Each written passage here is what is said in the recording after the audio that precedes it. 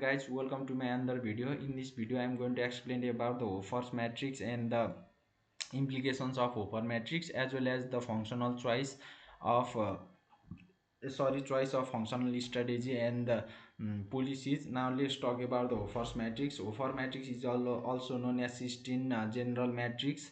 Now it is a portfolio analysis tools that is used to evaluate the business unit according to the based on the competitive positions and market or product life cycles, in which competitive positions includes the three terms such as strong, medium, and weak. Whereas product or market life cycles includes the development, growth, and shake out, and maturity and saturations and decline stage. Now let's talk about the implications of Hoffer's matrix. First implication is strong position plus growth stage are the best. They want to invest more money, and they can expand the market share, is known as, this is the first implications. And second one is medium or average position plus maturity stage. In this stage is medium, or the investors can invest in their business unit according to the terms and conditions, according to the situations. They want to maintain they have to maintain their portfolio in this situation. And the last one is weak position plus decline stage. This one is the baddest situation or poor quality. In this stage, the managers or the decision makers should divest or shut down, or they want to minimize the risks in this stage. Now let's talk about the functional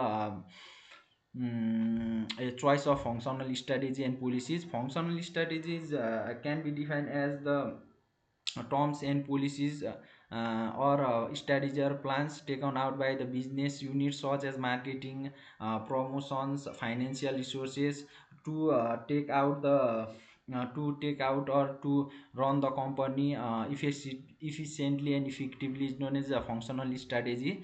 Now there are various choice of functional strategy, and the first one is oh my god, I forget first one. Second one is enforced choice approach, and first one, what was first one? A planned approach, enforced approach, and third one is command approach, and command approach, force on approach, and forms oh shit, experience based approach, and entrepreneurial approach.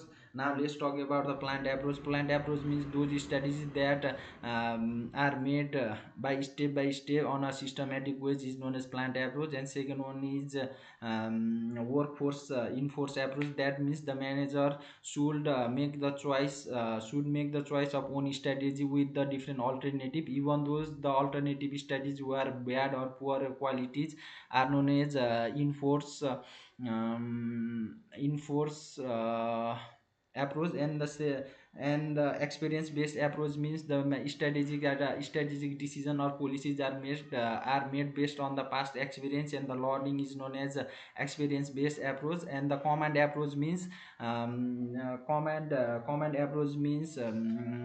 managers are should make a strategic choice based on the top level management, are known as command based approach.